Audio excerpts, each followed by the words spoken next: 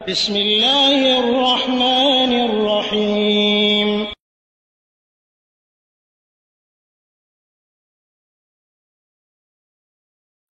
আসসালামু আলাইকুম রহমতুল্লাহি ওয়া বারাকাতুহু। আমাদের একজন বোন প্রশ্ন করেছেন যে উনি কোরআনের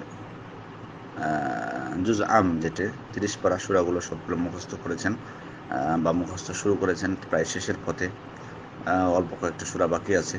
তো উনি যখন সূরা মুখস্থ করেন তখন সেটার অর্থ বুঝে মুখস্থ করেন এবং সেটা সালাতে পড়েন, সালাতে পড়লে ভালোভাবে মুখস্থ থাকে।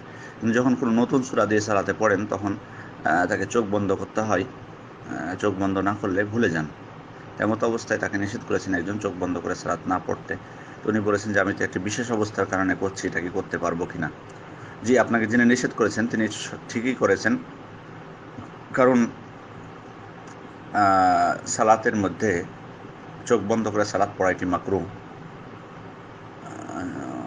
তবে অনেক ওলামা ইকরাম বলছেন যে যদি প্রয়োজন হয়, হয়তো এমন অবস্থায় যে চোখ খুলে রাখলে এমন কিছু হচ্ছে সামনে, কোনো বাচ্চারা বা আপনার ওয়াইফ বা কেউ যে এমন কিছু করছে যেটাতে হয়তো আপনার মনোযোগ চলে যেতে পারে, এমন অবস্থায়, বিশেষ অবস্থায় তারা বলেছেন যে যে সালাতের মনোযোগ না থাকে, এরকম কোনো অবস্থা সৃষ্টি হয়, তাহলে চোখ বন্ধ করা যেতে পারে।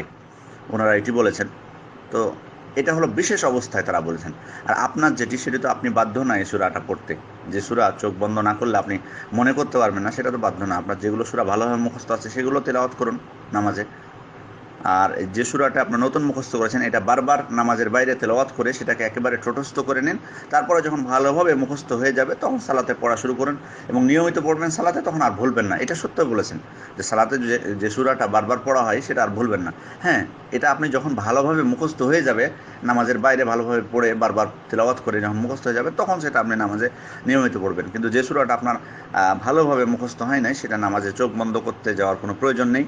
যেহেতু এটা মাকরুহ, সেহেতু এটা থেকে বিরত থাকাটাই আপনার জন্য সব থেকে বেটার, সব থেকে ভালো এটাই, যে বিরত থাকবেন আপনি চোখ বন্ধ করা থেকে। আর যেটা কোরআন তেলাওয়াতের বিষয়ে আপনাকে যেটা বলেছেন, কিছু কিছু স্কলার নাকি এটা নিষেধ করেছেন। এটা হলো কখন, যে এমনভাবে কোরআন তেলাওয়াত করা, এমন সুর দিয়ে নারীদের, যে সেখানে যখন কোনো বেগানা পুরুষ থাকে তার সামনে, এমন যদি হয় যে বেগানা পুরুষ আছে আশেপাশে, আপনার সেই সুন্দর তেলাওয়াত সেটা তার মধ্যে ফিতনা সৃষ্টি করতে পারে।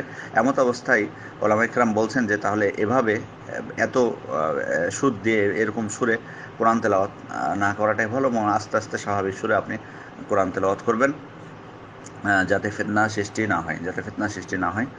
কিন্তু যখন আপনি নিজে বাড়িতে থাকবেন এবং সেখানে কোনো বেগানা পুরুষ থাকবে না, তখন আপনার সুন্দর করে কোরআন তেলাওয়াত করতে কোনো বাধা নেই। তো আমার মনে হয় যে স্কলার নিষেধ করেছেন সেটা হয়তো এটা নিষেধ করেছেন যে যাতে হয়তো সেরকম কোনো এমন স্থানে যেখানে বেগানা পুরুষ আছে এবং সেটা হয়তো তার অন্তরে কোনো খারাপ কিছু সৃষ্টি করতে পারে, বা এ ধরনের পরিস্থিতিতে সেটা নিষেধ করেছেন অনেক আলেম, এটা আমি জানি, হয়তো এটাই তাদের উদ্দেশ্য। আর এমনি স্বাভাবিক অবস্থায় আপনি যখন একাই থাকবেন তখন সুন্দর করে কোরআন তেলাওয়াত করতে কোনো বাধা নেই। আসসালামু আলাইকুম রহমতুল্লাহ।